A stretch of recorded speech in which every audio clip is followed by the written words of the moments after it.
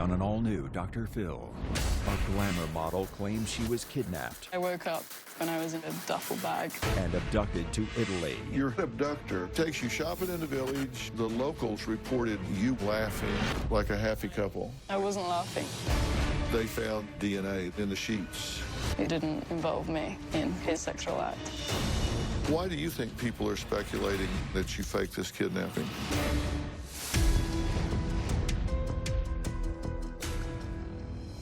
Chloe Ayling says that she was abducted in Milan, Italy, while attending a photo shoot. Milan police officers say Ayling was attacked, drugged, handcuffed, and locked inside a suitcase. It was an unthinkable story that took over the headlines. Now, the 20-year-old claims she was lured by her kidnappers to a fake modeling shoot in Milan by a dangerous gang called Black Death. But instead of being photographed, she was drugged and snatched by masked men.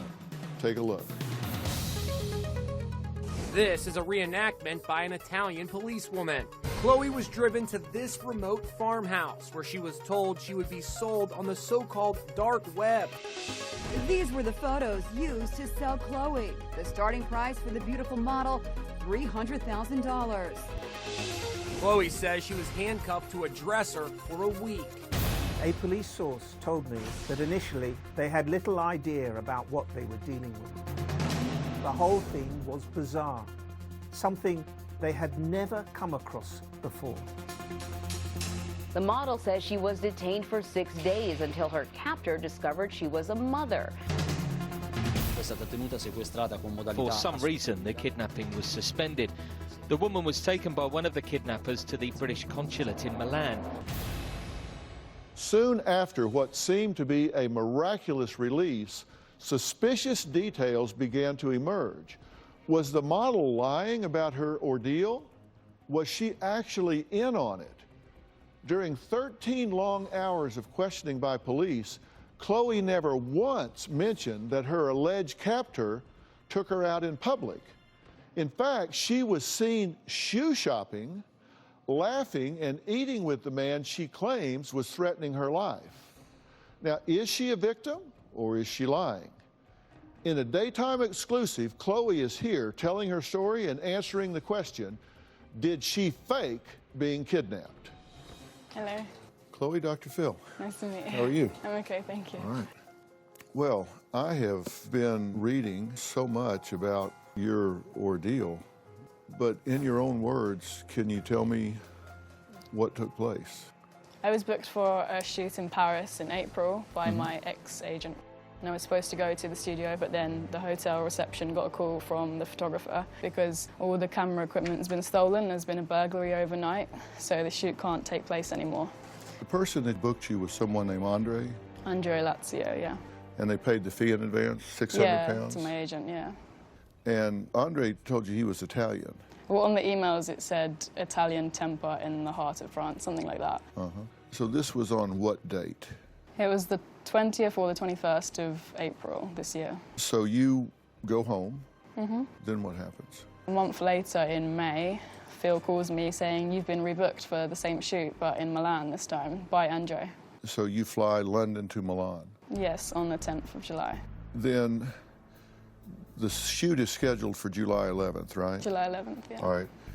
And you allege that on July 11th, 2017, you were kidnapped in Milan, Italy. Yes. Take me through that day. You got email instructions on where to go. Who was the email from, and what did the instructions say? It was from Andre, but both the Paris and Milan was on an Andre email. It stated that he might not be able to come to the front of the studio before, so if that's the case, then I should just walk in. When you get to the location, you get out of the cab. I tried to open the door, but it was locked. So I think that didn't match what the email said about just walk in. So again, I called the contact number that was on the email. So I said, where's Andre? And he said, Andre doesn't get here till 9, but I'm in the studio, so just come in. But then I said, the door's locked. And then he said, no, you've obviously got the wrong door. So then I walked down a couple of doors, and there was like a smaller building, which was number 7, and it said the company name on the door. Okay, tell me what happens then. I had my suitcase in one hand and my purse and my phone in the other hand. I opened the door, put my luggage in, and I went round the corner, and then still silence, and I didn't see anyone, so I didn't really know where to go. So I was about to put my hand onto the door to open it to check if anyone's there, and then that's when I was attacked from behind. So a guy puts his hand around my neck and his other hand with a glove on my mouth and my nose. I was struggling to breathe, I couldn't breathe at all. I was trying to get his finger off my nose so I could at least catch a breath. Eventually I managed to. Another guy ran round to the front. He had a black mask on with 2 separate eye holes and a mouth.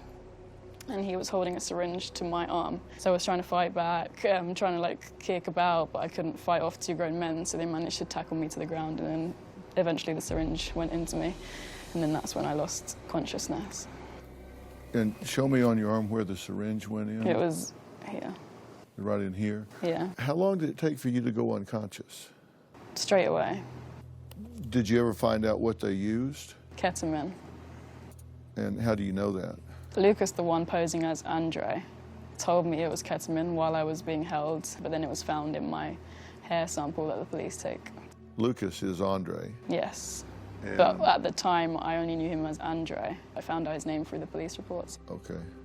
And you think that there were how many men total involved on this whole trip? From what Lucas had led me to believe, there was 2 Romanians that took me, then Lucas, then the driver, and then Lucas's boss, CK. 2 Romanians, Lucas, the and driver, and the boss, CK.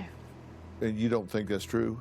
I don't think that's true now. So you think Lucas and Michael were the only 2 involved? Oh, yeah. And they're brothers? Yes. What's your next conscious awareness? I woke up and I was in a duffel bag. I had tape on my mouth, my wrists were handcuffed, and so were my ankles, and I didn't have my clothes that I came into the studio in. I just had a bodysuit and socks. So they had taken off my jeans, my trainers, my jacket, and my hat. Okay. So you're in a duffel bag, zipped up? Zipped up, and I had a little hole to breathe from. This is a recreation that the police did. So was that the position they put you in? Yes, I was curled up, yeah. Where's the duffel bag? It was in a moving car, in the boot. You were in the trunk. Yeah. So I managed to peel the tape off my mouth, and I was sticking my hands through the little hole that they had left me, and I was saying driver, where are we? What's happening?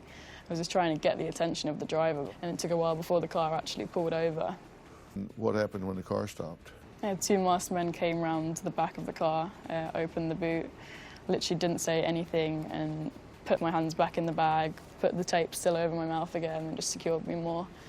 Zipped up the bag, shut the boot, and then carried on driving. How long before you stopped the next About time? 20 minutes, not long. Both came round to the back, but this time they took the handcuffs off and put them behind my back. Okay, so you're off again. Mm-hmm. How long this time? Again, about 20 minutes. But this time when they stopped, the guy was unmasked and he got into the boot with me. What did you think when you saw his face? He was obviously foreign. How do you know? Just doesn't look English. And then he was able to speak to me, but he spoke in brief English, but not very good, and he had an accent. I was trying to talk to him and say, what's happening, where are we going? And he kept saying, nobody hurt you. You know when someone can't speak well English, but they're still trying? He's like, nobody hurt you, I promise, don't worry, trying to reassure me. And I was like, well, who's that driving? And then he was like, I don't know. And I was like, where are we going? I don't know. He always claimed not to know where we were going.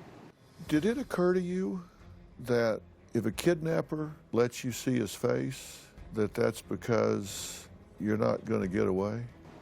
That thought didn't occur to me, no. Apparently didn't occur to Michael either. But I don't think Michael thought I was going to be free at the end of it. So that abductor, you think he thought he was getting in the trunk with a dead girl? Coming up. What were these pictures here? That was obviously taken when I was drugged at the studio. These were the photos that they posted on the website you ultimately saw? Yes. He says that you're on for sale online. And then I say, what do you mean for sale? He said, you've been kidnapped for sex trafficking. Was there a price on your head? We now return to Glamour model. Did she fake her own kidnapping? So that abductor, you think he thought he was getting in the trunk with a dead girl? Soon to be, yeah. Were you thinking about your son at this point? I was thinking about my family, my mum, my son, everyone in my family, yeah. Like, what are the chances of me coming out alive? What did you think the chances were of you coming out alive? Very little. They wouldn't kidnap someone for nothing. So I was crying in the boot with the unmasked man, like just having those thoughts. So where were you eventually taken? It was like a 4-hour drive from Milan. I didn't see the front of the house when I was arriving. This turned out to be a farmhouse, right? Yes. So we got to the destination, he opened the boot and they carried me out of the boot in the bag. What's the first thing you saw? Describe your surroundings. I was in a kitchen. It was like a tiled floor. Then I needed to use the toilet.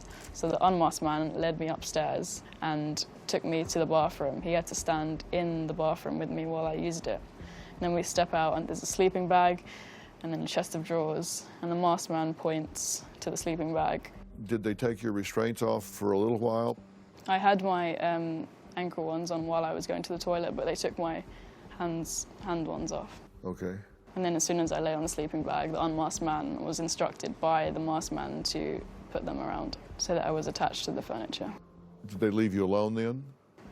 So I was laying there and then they both went downstairs. And there was like raised voices downstairs in a foreign language. And then after a while, the unmasked man came back up to me and sat cross-legged by my head and started talking, saying that they've just been on the phone to the boss and the boss thinks there's been a mistake.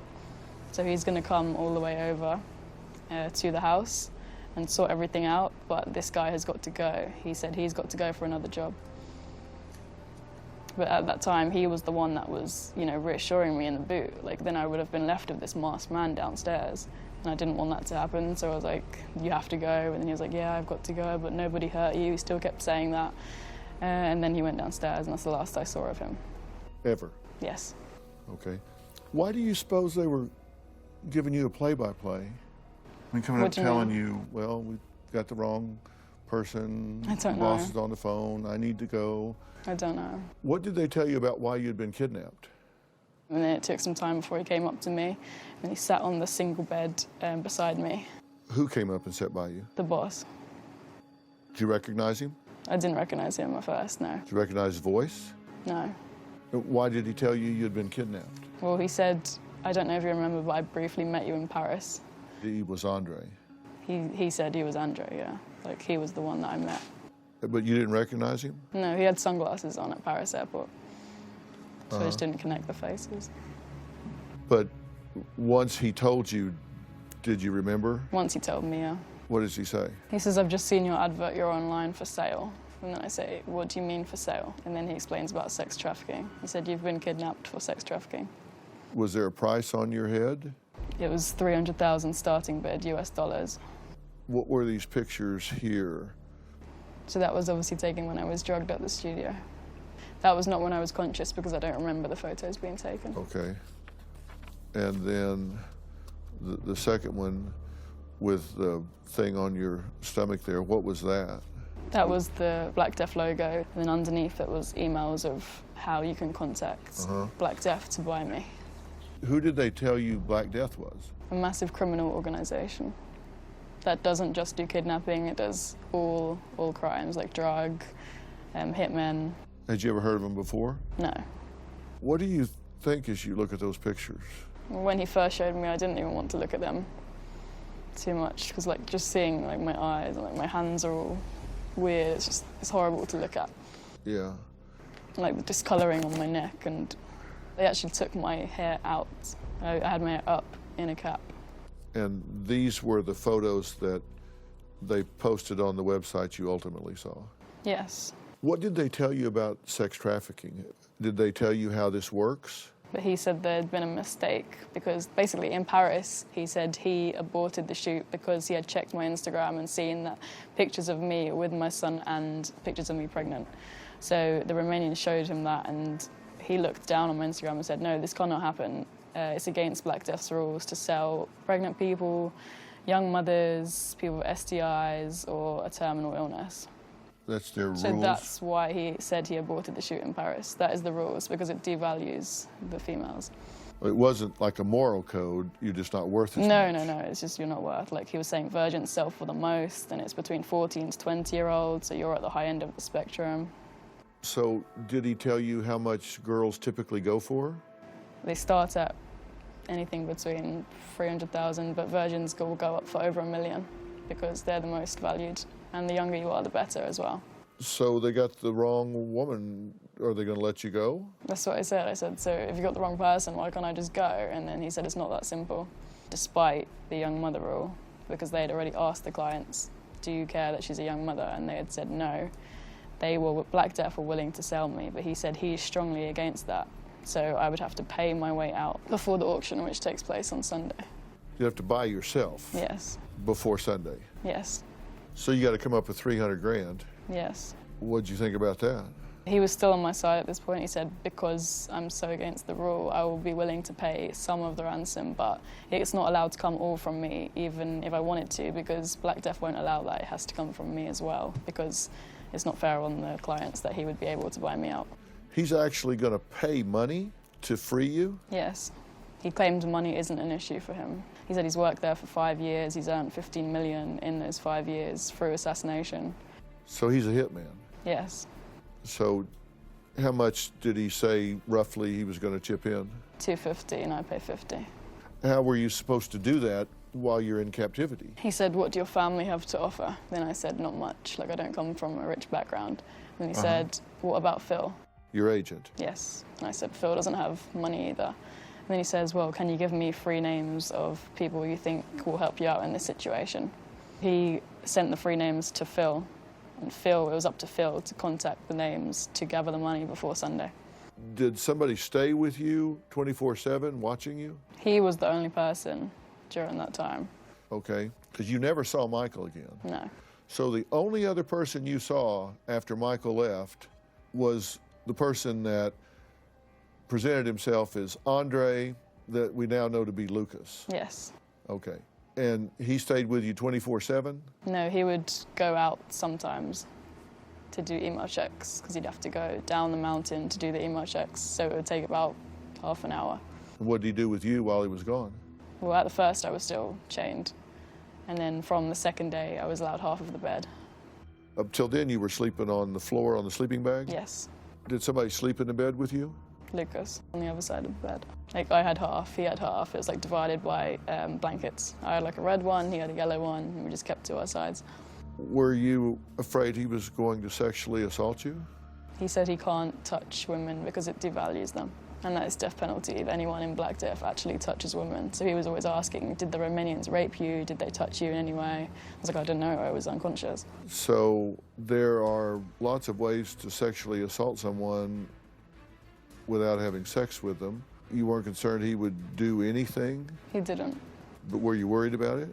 He wasn't like forceful in any way. When the police processed the crime scene, they found DNA in the sheets. You were clearly sexually relevant to him. How do you suppose it got there? Coming up. You spent 13 hours with the police, but you never mentioned going shopping. Why did you omit it? We now return to Glamour model. Did she fake her own kidnapping? We've learned more about the terrifying ordeal of a young model who says she was drugged, stuffed in a suitcase, and kidnapped when she arrived for a photo shoot. The young woman says she was told she would be sold into online sex slavery. A 30-year-old Polish man was arrested. He was allegedly working with a cybercrime organization known as Black Death. He was reportedly hoping to sell the woman for more than $200,000. When the police processed the crime scene, they found DNA in the sheets. How do you suppose it got there? That was because he said that he can't take it anymore. This was towards the end of the week. He had like problems down there. He said he can't take it anymore, so he said, you go to the shower while I have to relieve myself. So I went to the shower and he did that. What did you think about that? It still didn't involve me in his sexual act. You were clearly sexually relevant to him. Yeah, that was towards the end of the week. Yeah. Which is kind of what I had to do and promise him to actually survive. You had to promise him what? possible plans for the future. And what did you promise him? Nothing specific, but I'd always say, if you release me, then maybe something can happen in the future, like we can meet up. And how did he respond to that? He was getting really happy about that, so I had to cling on to doing that to be able to get him to release me. But you think he believed you? Yes, he believed me. He started to give you chocolate and water and clean clothes, that sort of thing. I had water from sealed bottles almost after 4 days. So it was the Friday at midnight. He gave me a bit of chocolate, and that was the first time I ate. Andre emailed the Sun and the Daily Mirror. Mm-hmm. But then one of the conditions of my release is that I go to media and promote how their services can be reached and also what they do to a UK audience. Promote what? Who does? Black Death. So I had 4 conditions on my release. And what were the 4 conditions? I had to pay the remaining $50,000 US within 1 month of my release. Right. I had to promote them in the media.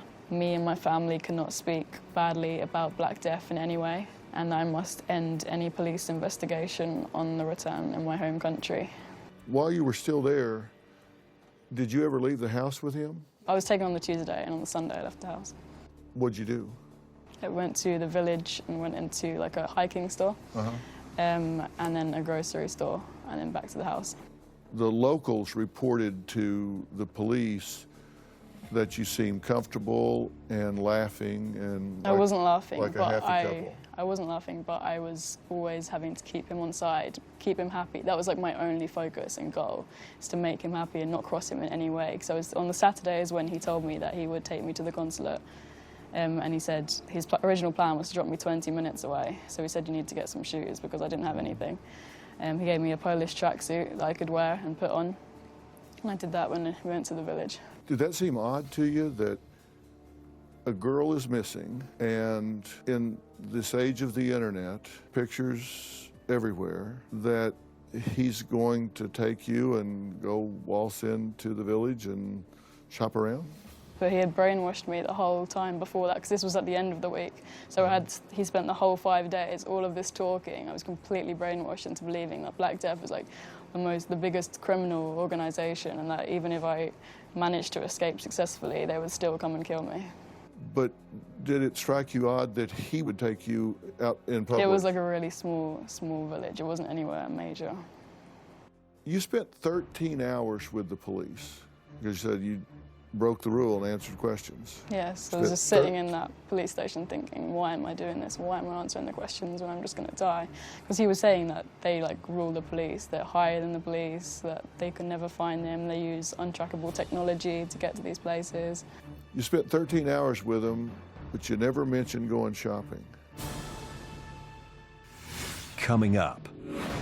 You left your prison and went out in public, walking around without chains, without cuffs, with your abductor, and you choose that to be too tired to talk about. You knew it would look bad. Not look bad, but I just didn't want to answer. Closed captioning provided by...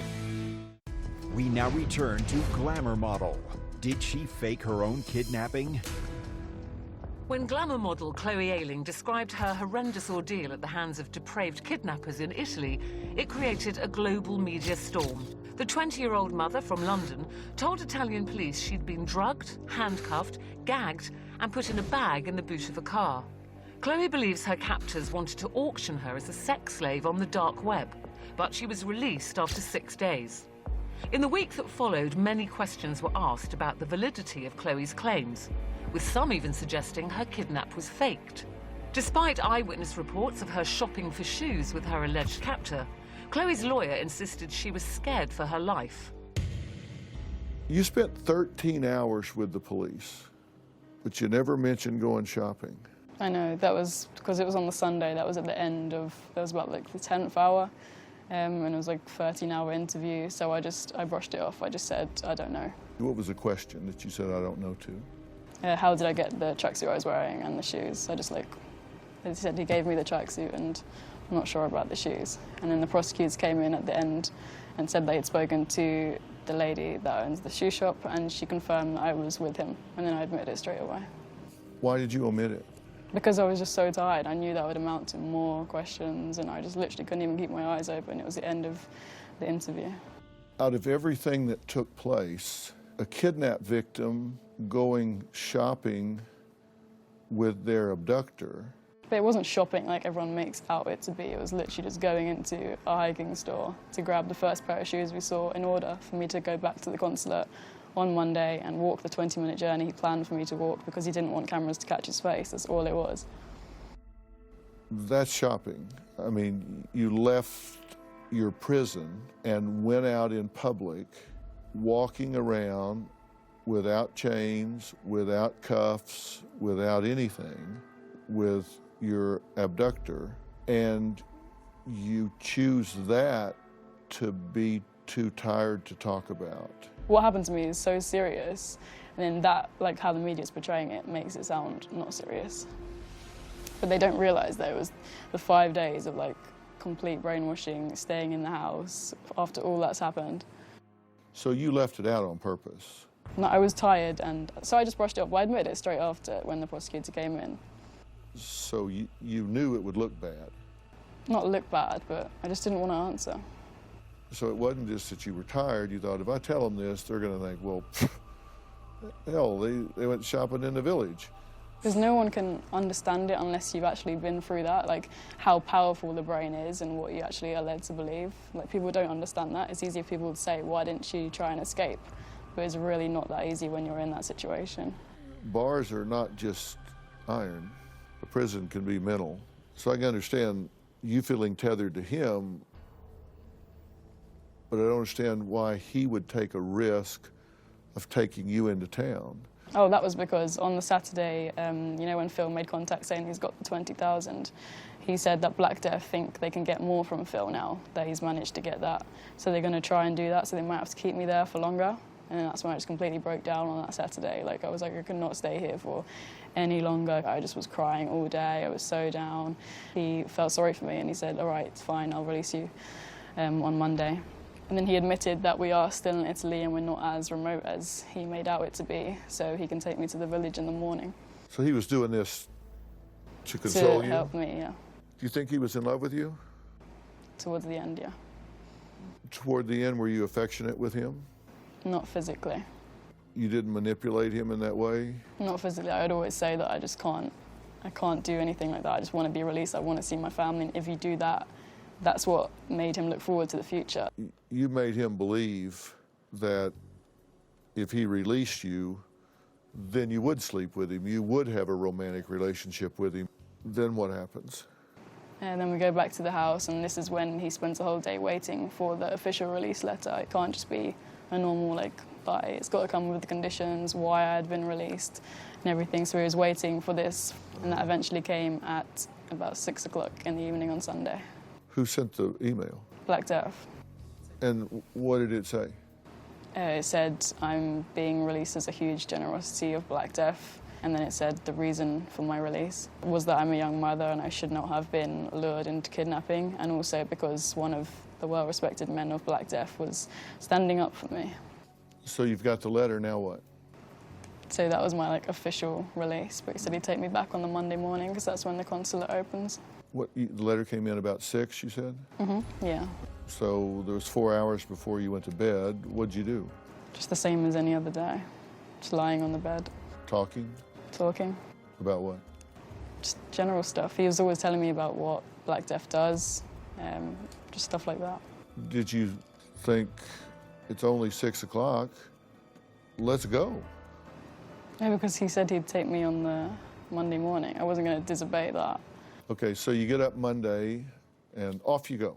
Yes. We get there at about 7:30, and this is where he changed his plan because we got there so early. He said he didn't want to leave me on my own. The consulate doesn't open until 9:30, so we parked the car and then we went to the place next door to the consulate, which was like a little cafe, and we had sat down and had a drink there. Did you ask him if you could call your family and tell them I'm alive, I'm okay? He obviously wouldn't let me do that. It's now 9:30. What happens? We walk into the consulate, and then I told the lady behind the window that I'd been kidnapped. Coming up. Police say they've not been able to trace any type of crime like this back to a group called Black Death. What is your response to that? Closed captioning provided by... We now return to Glamour model. Did she fake her own kidnapping? Chloe Ayling says she was lured to Milan and this flat on the promise of a modelling assignment. She was allegedly drugged and woke up handcuffed in a bag in the boot of a car. The lawyer for one of the alleged abductors claimed the entire ordeal was a sham and a publicity stunt. It's now 9:30. Yes. What happens? We walk into the consulate, and then I told the lady behind the window that I'd been kidnapped. But he had told me to say that he was a friend. He said, you've got to say that I'm a friend and you called me on your release, like from a random person's phone. And that was his plan, and I said, okay, I'll say that. Okay, so you walk up to the window. Yes. You tell her your name? I said, like, what had happened, and then she knew about the case, so she asked me to confirm my name, and I said my name. And what did she do? She said I have to go to the private room. And then he demanded to come with me. He obviously didn't trust that I would say what he told me to say. He said to her, I've got to come with her. And then she says, you can't do that. And then he said, I've got to. So they had like a mini argument. And then after that, when he realizes he can't come in, he says, okay, I'm going then. And then that's when he went out of the consulate room and I went to the private room. Where did the police get him? Outside of the waiting room of the consulate. Were you cooperative with the police? Yes, at that time. Well, at that time I still said he was a friend, because when the door kept opening, I saw his face and he was shaking his head at me when he was being surrounded. So I still said what he wanted me to say, and it wasn't until we got to the police station that I said he was the guy. And I was like, no longer. Did they ask you who he was? They said, what's his number? And I said, I don't know. Because, you know, he wanted me to say that I had called him off a stranger's phone once I'd been released. And then, so obviously they knew, like, it doesn't take a genius to work out that that's not my friend. So did you say I lied, that's my kidnapper? Not then, I said that when I got to the police station. So why is Lucas saying he was not knowingly part of a kidnapping? He admitted his role in the kidnapping. He said he did not knowingly take part in a crime. Well, it can't be both. But he said in his police statement that he was asked by Romanians and paid $500,000 to get these locations and where he could store stuff, and that's what he was paid for. And when they planned to kidnap me, he backed out of the plan. Police say they've not been able to trace any type of crime like this back to a group called Black Death. What is your response to that?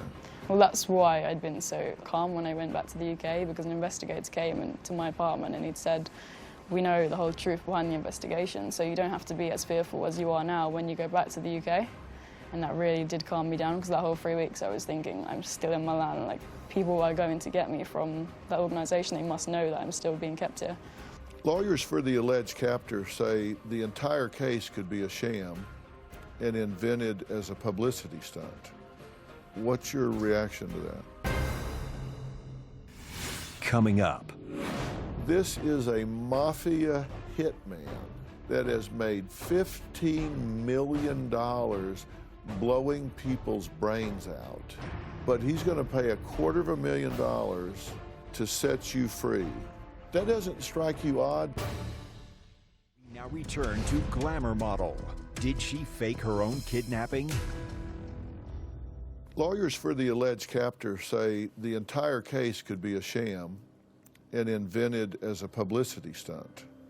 What's your reaction to that? I think that's because the way the papers portray the story, and also because of the way I look. So Michael was obviously seen the papers doubt my story, and therefore his lawyers are going to find anything they can to stop him from getting extradited, but the evidence is so strong against both of them that him lying is not going to go to his advantage. I'm having a problem with some of the things that you said. You have two men that abduct you. They put you in a trunk and drive you for hours. And at one point, another one gets in there with you And then they tell you, whoops, we weren't supposed to take you. And this Lucas says, I'll help you. I'll even pay $250,000 to get you free. Mm-hmm. Now, he doesn't know you. He's upset that they've taken the wrong person. This is a mafia hitman that has made $15 million blowing people's brains out. But he's going to pay $250,000 to set you free. And he takes you shopping in the village. That doesn't strike you odd that this sophisticated hitman is going to walk me in to the government building so I can turn myself in? Didn't seem weird to me at the time. I was completely brainwashed. I was just thinking they're above the police, that's Black Death is all, like I was completely like hypnotized into it. I can't even explain how it felt. And your job was to go on the media and say, okay, well, here are And that's how he menu of expected services. me to... We do kidnapping, murder, extortion. He wants you to go down and talk about here are the services we offer. Yes. You would be on the media for what reason? Because you were kidnapped by them. Yes, that was their plan. We yeah. kidnapped you, we were going to sell you into sex trafficking, and we think you are the best representative because you know how good we are at this. We kidnapped you, so you're going to now go in and See, I don't get why people question me for what he wanted. I can't. No, I don't read what you minds. believe. I still believe that. Yeah. You didn't lay there at night thinking, come on. No. I just was completely believing of Black Death. You know, when they found out the truth of the investigation, I didn't want it to get into the media. The Italians did a press release. I didn't want it to get out because I was embarrassed of being naive and gullible. Do you think he's a lonely guy, maybe, that just did this and made up this story to get near you and be a hero? I don't know. I don't know what it was behind it. You think people are speculating that you faked this kidnapping? Firstly, because of how I look. So because I do Glamour, they associate that with publicity. If I was just a normal person, teacher, then they wouldn't make those assumptions. They would be treated a lot more seriously. Uh-huh.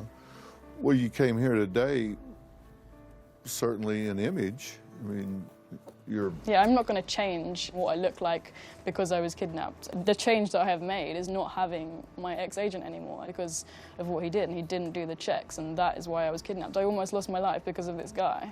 But you think the people that think it's a scam